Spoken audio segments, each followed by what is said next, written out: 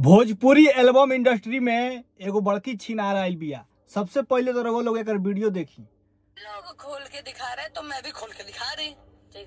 मैंने ये अच्छा बात है। हाँ भाई अभी भी खोल के दिखा रहे। चलिए चलिए चलिए। ये हीरोइन है, अच्छा लगता है यार। हम लोग सोए नहीं हैं दोनों बेकत। हीरोइन पानीलाल यादव जी के साथ में एक आपका एल्बम आया है लुंगी में नागबा, तो वो गाना जिस तरह से वो शूट हुआ है, भोजपुरी में काफी लड़कियां, नई नई जो लड़कियां है वो आना चाहती है, वो देखेगी तो क्या असर करेगा? हटाइए पहले हटाइए। क्या असर करेगा? इसके पास जवाब है। असर यही करेगा, या तो इज्जतदार होगी तो नहीं आएगी, अगर इज्जतदार नहीं होगी, इसके जैसा छिनार होगी तो आएगी। आगे सुनिए।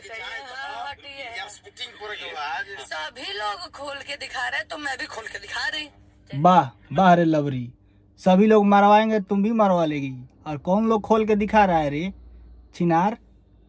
आगे अच्छा बात है, मेरे लिए अच्छा बात है। चलिए चलिए। आप कह रही है मनीष जी को खोल के दिखाइए। खोलने को मैंने बोला। चलिए चलिए चलिए चलिए। अच्छा हो गया नई लड़की देखा छिनरी पड़ेगा, बहुत अच्छा असर पड़ेगा। जो सभी कर रहे हैं सब कलाकार वही काम कर रहे हैं, और कला वही है जो कि कलाकारी अपना दिखा सके। कलाकार वही है जो हर जगह अपना कला दिखा सके। बाहरे भोंसड़ी काला है, ये है चूची, ये काला बा तोहनी में। और कौन काला बा? ये दिखा देता ये काला है। बड़ा कलाकारी तोरा में बा। ये कलाकारी तो तू दिखा के गई सोशल मीडिया पर छिया छिया कैले बड़ू।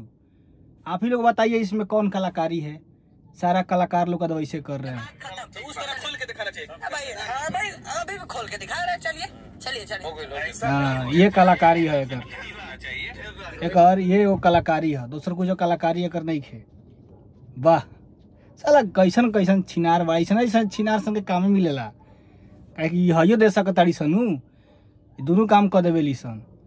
साफा मतलब गंदगी फैला देला बड़ा सन साला। सब कलाकार यही कर रहे हैं। सब कलाकार तुम्हारे जैसा दिखा रहे हैं, मरवा रहे हैं। और कलाकार मतलब का मतलब यही है कि दिखा दी कलाकार हो गई। यही कलावा तोहनी में जा